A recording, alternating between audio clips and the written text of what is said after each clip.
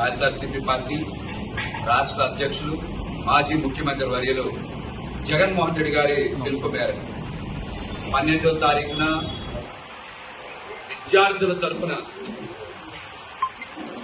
Fee పోరు కార్యక్రమాన్ని మరి కృష్ణా జిల్లాలో విజయవంతం చేయాలని జిల్లా ఎన్టీఆర్ జిల్లా అధ్యక్షులు అవినాష్ గారు పిలుపునిచ్చిన విధంగా వైఎస్ఆర్సీపీ పార్టీతో విద్యార్థులు వారి తల్లిదండ్రులు కూడా పాల్గొనవలసిందిగా కోరుతూ వైఎస్ఆర్సీపీ పార్టీ ఈ రోజున విద్యార్థుల తరఫున ఫీజు రీయింబర్స్మెంట్ అదేవిధంగా వసతి దీవెన బకాయిలు 4,600 కోట్ల రూపాయలు తక్షణమే చెల్లించి విద్యార్థులకి ఎటువంటి ఇబ్బంది లేకుండా మానసిక ఆందోళనకి గురి కాకుండా పరీక్షలు ప్రశాంతంగా రాసుకునే విధంగా కాలేజీ యాజమాన్యాల దగ్గర నుంచి ఎటువంటి ఒత్తిడి లేకుండా హాల్ టికెట్లు వచ్చేలాగా కూటమి ప్రభుత్వం చర్యలు తీసుకోవాలి. 4,600 కోట్ల రూపాయల బకాయిలను తక్షణమే విడుదల చేయాలని విద్యార్థుల తరఫున వాళ్ళ తల్లిదండ్రుల తరఫున వైఎస్ఆర్సీపీ పార్టీ డిమాండ్ చేస్తా ఉంది. అదేవిధంగా మరి నిరుద్యోగ భృతి కింద 3,000 రూపాయలనే నిరుద్యోగులకి చెల్లించాలని, మెడికల్ కాలేజీల్ని ప్రైవేటు పరం చేయకుండా పెట్టుబడిదారులకి పెత్తందారుల పక్షాన కూటమి ప్రభుత్వం నిలబడకుండా ప్రైవేటు విద్యని మీరు ప్రోత్సహించకుండా మెడికల్ కాలేజీల్ని ప్రభుత్వమే నిర్వహించాలనేటువంటి డిమాండ్ను కూడా కూటమి ప్రభుత్వం ముందుకు ఫీజు రీయింబర్స్మెంట్ పెట్టిందే పేద సామాన్య వర్గాలు ఉన్నతమైనటువంటి చదువులు చదువుకోవాలని, డాక్టర్లు ఇంజనీర్లు కావాలని, మరి అటువంటి గొప్ప స్కీమ్ కి కూటమి ప్రభుత్వం ఎందుకు తూట్లు పొడుస్తా ఉందో ఈ రోజున రాష్ట్రంలో ఉండేటువంటి విద్యార్థులు వాళ్ళ తల్లిదండ్రులు గమనించాలి. నారా లోకేష్ గారు వచ్చిన దగ్గర నుంచి చాలా మాటలు చెప్తా ఉన్నారు. మీరు మాటలకి పరిమితం అవుతారా? విద్యార్థులకి ఫీజు రీయింబర్స్మెంట్ బకాయిలు విడుదల చేస్తారా? సమాధానం చెప్పాలి. మాటలతో కాలక్షేపం చేసి మీడియాలో ప్రచారం చేసుకుంటే విద్యార్థులకి మేలు జరగదు, కీడు జరుగుతుంది. మీరు ఫీజు రీయింబర్స్మెంట్ బకాయిలు 4,600 కోట్లు నారా లోకేష్ గారు విడుదల చేస్తారా, చేయరా? నేను దీనికి సమాధానం చెప్పకుండా మాట స్టేట్ రివ్యూలో నేను స్టాన్ఫోర్డ్ లో చదువుకున్నానని చెప్తాను.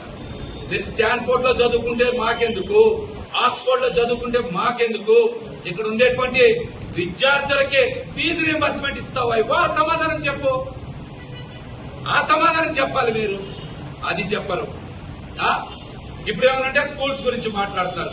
నాడు నేడులో తల్లిదండ్రులు విద్యార్థులు కూడా మీరు బయటకు వచ్చి మాట్లాడాలి. నాడు నేడు కింద స్కూల్స్ ని మెరుగుపరిచారా లేదా? కార్పొరేట్ స్కూల్స్ కి ధీటుగా అభివృద్ధి చేశారా లేదా? కరిక్యులం మార్చారా లేదా? ఐబీ పెంచారా లేదా? ఇంటర్నేషనల్ సిలబస్ లో తీసుకెళ్లారు కదా, మీకు ట్యాబ్లు ఇచ్చారా ఇవ్వలేదా? ఇవన్నీ జగన్మోహన్ రెడ్డి గారు చేశారు.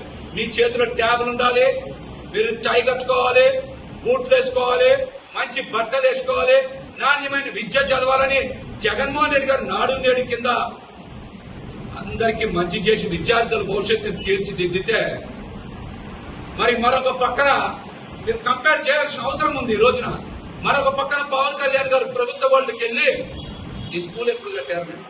లేదండి, మొన్నే మీరు రాయారు బాగా. మొన్నే ఏం చెప్పారు? ఇది జగన్మోహన్ రెడ్డి గారి టైంలోనే అద్భుతంగా బలవేశారు, తీర్చిదిద్దారని చెప్పారు ఆ స్కూల్లో పిల్లలందరూ కూడా. అదే రోజు ఆయన బయటకు వచ్చి ఏం చెప్పాడు? విద్యార్థుల కంటే దొడ్లు గడపడం నేర్పించారు.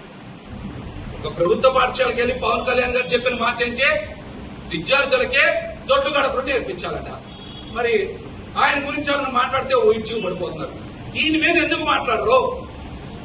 తల్లిదండ్రులు గాని, విద్యార్థులు గాని, మిగతా వాళ్ళు గాని దొడ్లు గడగాలని విద్యార్థులకి పిలుపునిచ్చిన పవన్ కళ్యాణ్ గారి గురించి ఎందుకు మాట్లాడరు?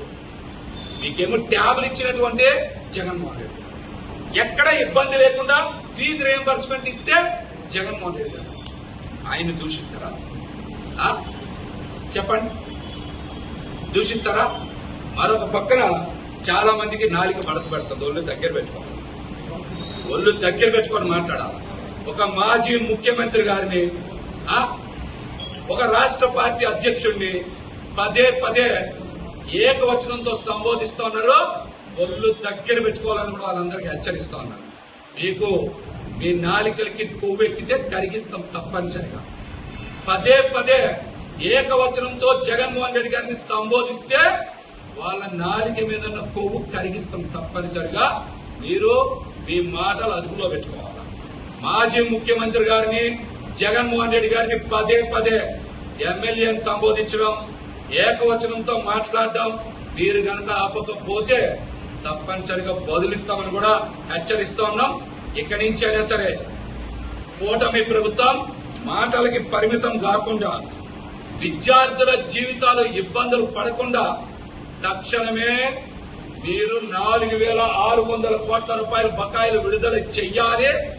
చెయ్యకపోతే ఎన్టీఆర్ జిల్లాలో దేవినేని అవినాష్ గారి నాయకత్వంలో రేపు జరిగే నిరసన కార్యక్రమం, కలెక్టర్ గారికి వినతి పత్రం ఇచ్చే కార్యక్రమం ప్రభుత్వం కళ్ళు తెరిపిస్తుందని కూడా హెచ్చరిస్తాం.